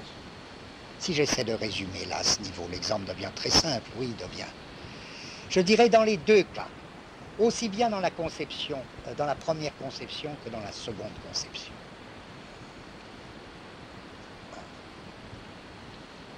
C'est-à-dire du côté de la géométrie analytique Descartes, ou du côté de la géométrie descriptive, projective, Monge, Poncelet, Desargues, etc.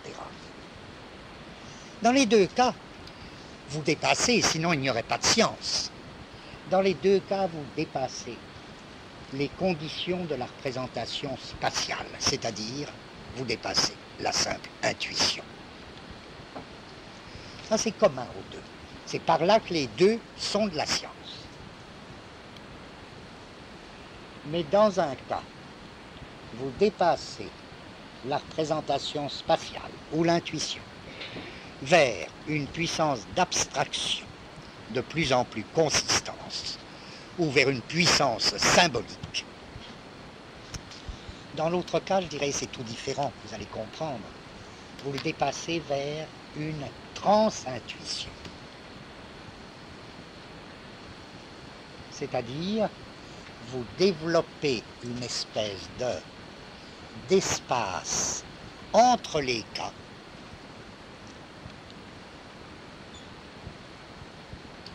Dans un cas, je dirais, vous faites une conjugaison. Dans l'autre cas, vous établissez une connexion.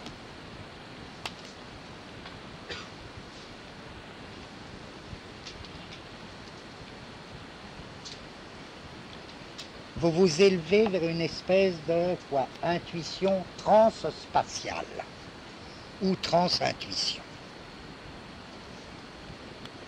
Vous dépassez par l'espace vers une puissance de symbole, vous établissez des connecteurs d'espace. Vous déroulez un espace commun aux 3 cas. La ligne qui coupe, la ligne tangente, la ligne extérieure au cercle. Je dirais que mon second exemple recoupe mon premier. J'appellerais conception, si vous voulez, déductive ou théorématique. La conception qui dépasse la représentation spatiale vers la puissance symbolique. Et j'appellerais problématique la conception Desargues, Pascal, Monge, Poncelet, qui dépasse la représentation spatiale vers une transintuition ou vers une intuition transspatiale. Et que les deux se mélangent, c'est possible qu'à certains niveaux les deux se mélangent. Mais chaque fois il y a des tensions. Je prends un seul exemple parce que je me le rappelle là, c'est que Poncelet a toute une polémique avec précisément un descendant et un créateur, mais un descendant de la grande géométrie analytique, un type qui poussait l'analyse à un niveau beaucoup plus loin et qui est son contemporain, un mathématicien qui s'appelait Cauchy.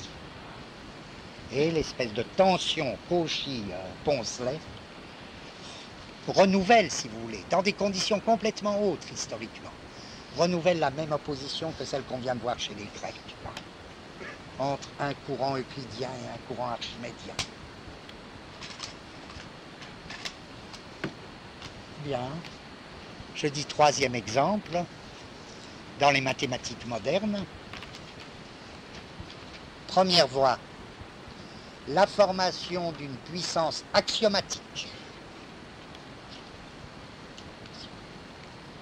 Une puissance axiomatique qui consiste à dépasser la représentation spatiale vers un symbolisme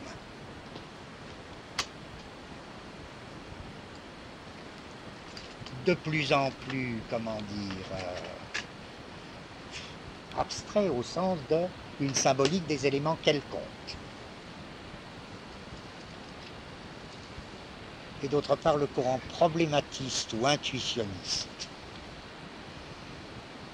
dont on a tort, voyez ce que je veux dire, on a tort de s'en faire une conception, lorsque ça arrive, parce que je crois qu'il y a des historiens des mathématiques qui présentent les choses comme ça, comme si mon second courant, là, était en régression simplement. Mais en fait, ce n'est pas du tout un courant qui réclame simplement les droits de la représentation spatiale, et qui dit, ah ben non, on présente très souvent les anti-axiomaticiens comme des gens qui simplement disent « Ah, mais la représentation spatiale, on ne peut pas s'en passer, l'axiomatique a tort. » Et je crois que ce n'est pas ça du tout. Ils sont beaucoup plus... Le second courant, il est aussi intéressant que le premier. Il n'est pas du tout en train de dire « Ah, il faut garder de la représentation spatiale. » Il dépasse la représentation spatiale, non moins que l'autre. Archimède dépasse la représentation spatiale, mais il le fait par une méthode des limites ou d'exhaustion, c'est-à-dire les métamorphoses de figures et les passages à la limite. Poncelet, il le fait avec son axiome de continuité. C'est bizarre d'ailleurs qu'on appelle ça axiome de continuité, axiome. Il faudrait retirer le mot axiome. C'est évidemment pas un axiome de continuité. C'est une condition de problème.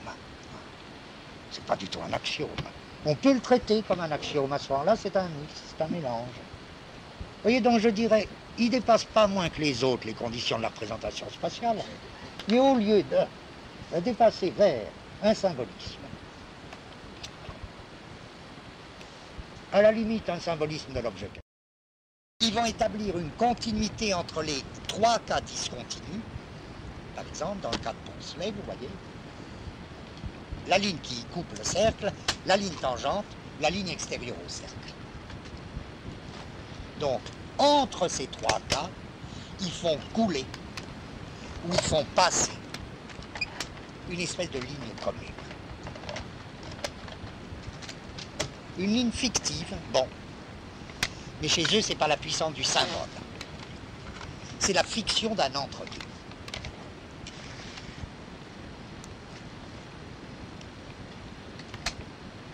Donc, si je résume, je dirais, nous sommes en droit, à partir de là, de considérer, pas encore bien sûrement, mais de mieux considérer notre hypothèse que trois concepts doivent être distingués. Encore une fois, celui des conjonctions topiques, celui des conjugaisons généralisées et celui des connexions. Des connexions, j'appellerais ça presque à la limite des connexions créatrices ou des connexions anticipatrices.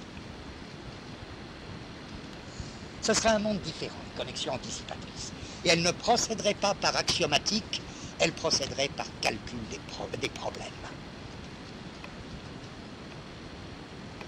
D'où l'importance que dans l'école dite intuitionniste ou constructionniste, l'important dans cette école de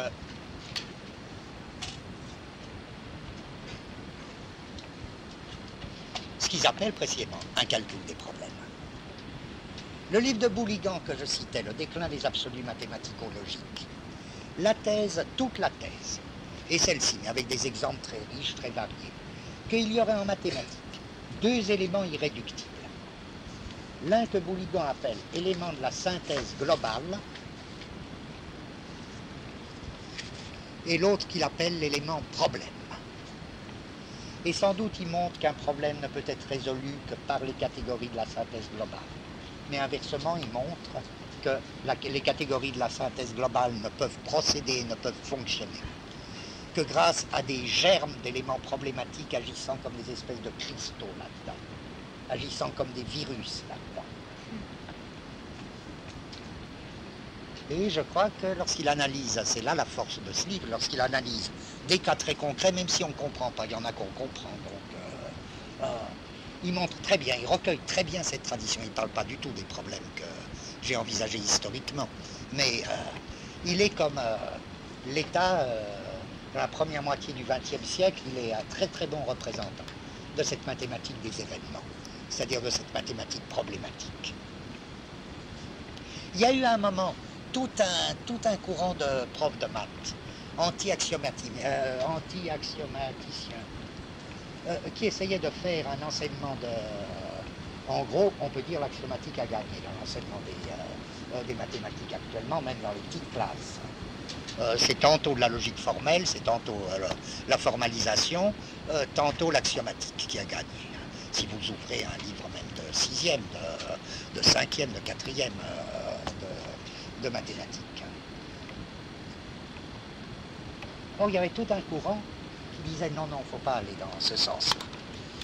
Il faut aller dans une conception vraiment problématique. À savoir, au contraire, tout faire basculer, faire un enseignement des mathématiques. Avant tout fondé, non pas sur les actions. C'est très rigolo, je ne sais pas si il faudrait que vous ayez des petits frères, mais enfin beaucoup d'entre vous ont vu ces livres. Et puis, après tout, je suis bête, vous n'avez pas mon âge, donc vous-même, vous avez peut-être été enseigné avec cette méthode extrêmement axiomatisée en géométrie et en arithmétique. On commence en effet par la théorie des ensembles. Je ne dis pas du tout que ce soit mal, ça fait bizarre. Moi, je suis d'une génération où c'était ni l'un ni l'autre. Alors, c'était pas mieux, c'était autre chose, c'était vraiment la vieille pédagogie. Mais ces profs auxquels je pense, ces profs de mathématiques, tout à fait glissés, c'était de très bons mathématiciens, mais réclamaient une toute autre conception. C'est ça qui m'intéresse, qui était vraiment la construction des problèmes, parce qu'ils disaient, il n'y a qu'au niveau des problèmes qu'on peut convier les élèves à une espèce d'activité sans que ça devienne le pur et simple bordel. À savoir, on leur fait construire un problème. Et à ce moment-là, tiens, est-ce que tout se retrouverait pas? Parce que tout problème a part. Point. Je veux dire, pour nouer toutes ces remarques dispersées, un problème, quoi. Vous direz jamais d'un problème qu'il est vrai ou qu'il est faux. Ce qui est vrai ou faux, c'est une solution. C'est une démonstration. C'est la démonstration d'un théorème. Un problème, c'est pas vrai ou faux. Si on voit bien ce qu'on appelle un faux problème, c'est un problème où il y a une faute. Ça arrive dans les concours tout le temps. On donne de faux problèmes, oui, faux problème. Il y a une faute, il y a une donnée qui manque, donc c'est un faux problème. Mais sinon, un problème, il est ni vrai ni faux en tant que problème. Seulement voilà, un problème, il a un sens ou il n'en a pas. Il y a des problèmes qui n'ont pas de sens. Et là encore, ça fait qu'un avec la connerie, ça. La bêtise, ça consiste perpétuellement à poser des problèmes qui n'ont aucun sens. Or là, ce n'est pas le domaine du vrai et du faux, c'est le domaine du sens et du non-sens. C'est bien qu'on retrouverait nos histoires. Bon, alors, faire surgir des événements mathématiques. Ça, c'est une autre conception que l'axiomatisation. Ou au contraire, l'axiomatisation, on fait découler des propriétés nécessaires à partir d'un système d'action.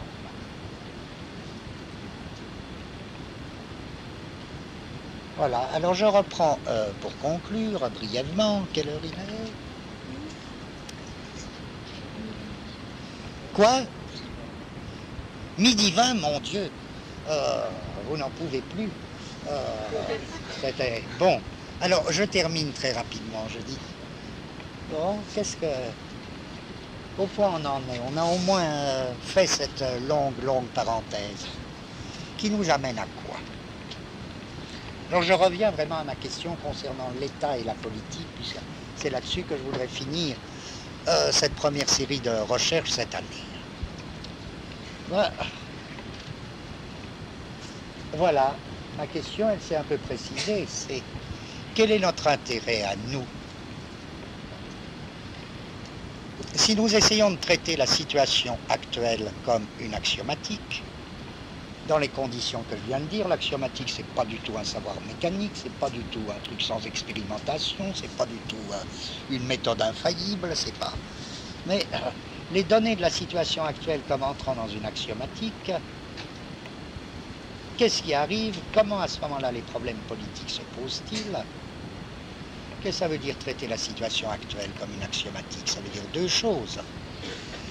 Et que nous aurions des raisons d'assimiler le capitalisme à une axiomatique.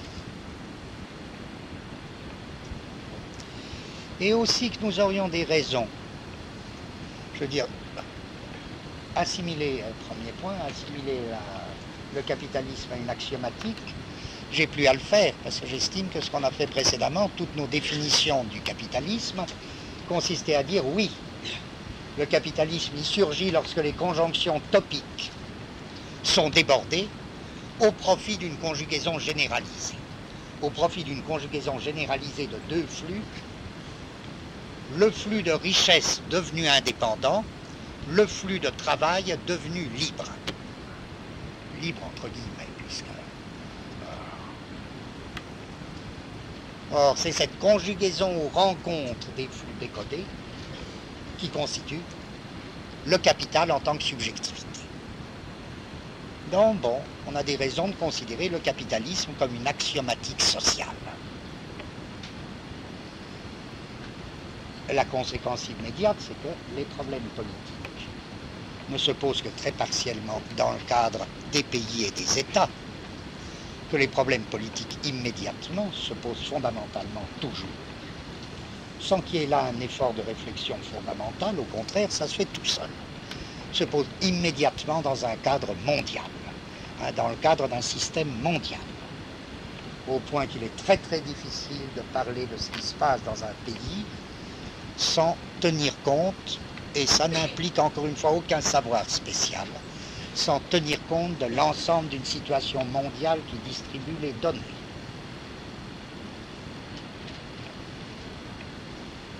Troisième point, ce qui revient à dire, les États et les pays sont finalement analogues, mettons, à des modèles de réalisation par rapport à l'axiomatique du capital.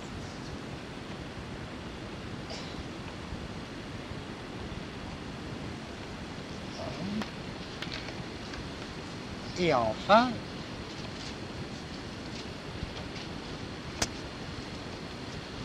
en dernier point, nous constatons évidemment que cette situation est tout à fait désespérante pour nous. Du moins, elle ne le serait que si nous nous faisions de l'axiomatique l'idée précisément d'une espèce de puissance infaillible. Heureusement, nous avons pris nos précautions. Il y a plein de choses qui fuient sous les mailles d'une axiomatique. Il y a plein de choses qui foutent le camp. Il y a plein de choses qui ne se laissent pas axiomatiser et qui continuent à couler à travers les mailles de l'axiomatique. Et c'est ça qu'on a appelé le monde des connexions. Ou le calcul des problèmes événements. Événements comme irréductibles à l'ordre axiomatique en même temps qu'ils cessent de se produire dans cet ordre. La question serait donc, est-ce qu'on a de quoi se consoler avec ça? Et quels seraient les problèmes ou événements? Quelles seraient les connexions qui travaillent l'axiomatique mondiale actuellement, de telle manière qu'il y ait par-ci par-là des sources d'espoir? Problème urgent pour nous.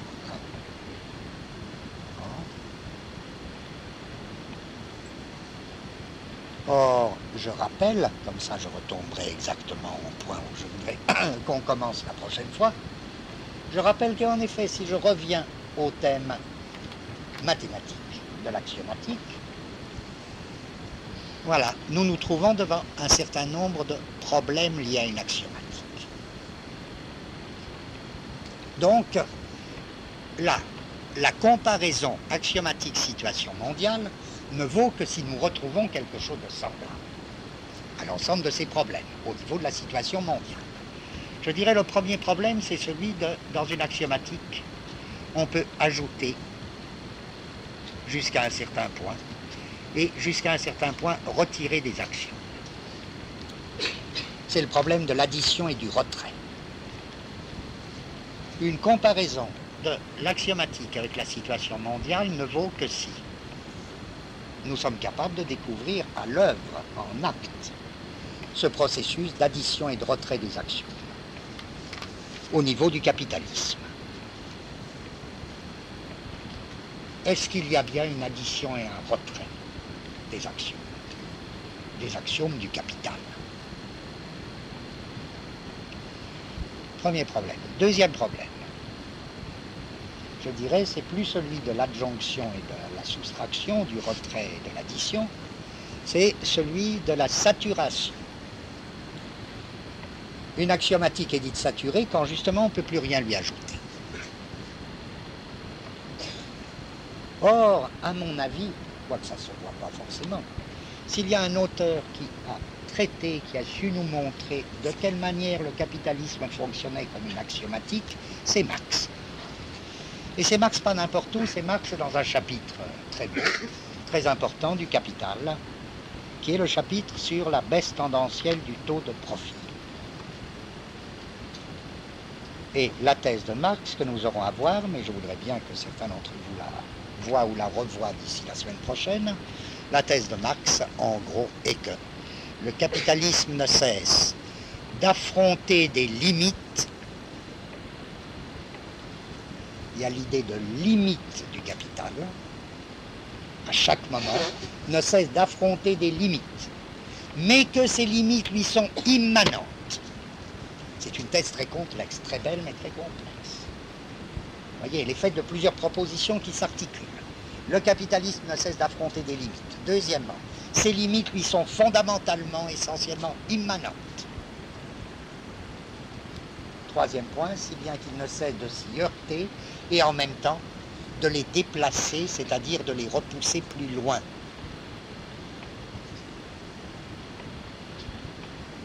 Et plus loin, il va s'y heurter à nouveau, il va les repousser, les déplacer plus loin. C'est cette thèse des limites en tant qu'immanentes et non pas obstacles extérieurs qui en ferait des limites absolues. En d'autres termes, c'est lui qui engendre ses propres limites et qui dès lors s'y heurte et qui les déplace. Cette thèse fondamentale, je crois, pose le problème de la saturation, de ce qu'on pourrait appeler la saturation du système à tel ou tel moment.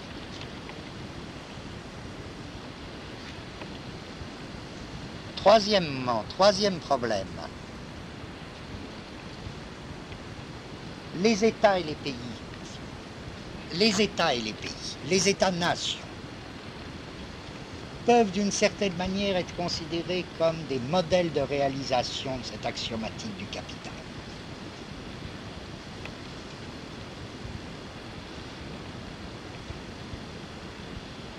En ce sens, quel est le statut des modèles de réalisation? Quelle est la mesure de leur indépendance par rapport à la situation mondiale, par rapport à l'axiomatique elle-même? Quelle est la mesure de leur dépendance, etc. C'est un autre problème que celui de la saturation du système.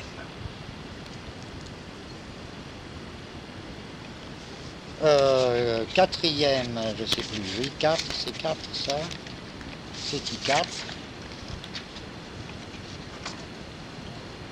4, ouais. Oh, ben on verra après. Hein. Il y en a trop, hein. Il y en a trop. Bon, on commencera par là la prochaine fois. Alors essayez de relire ce chapitre de Marx, hein.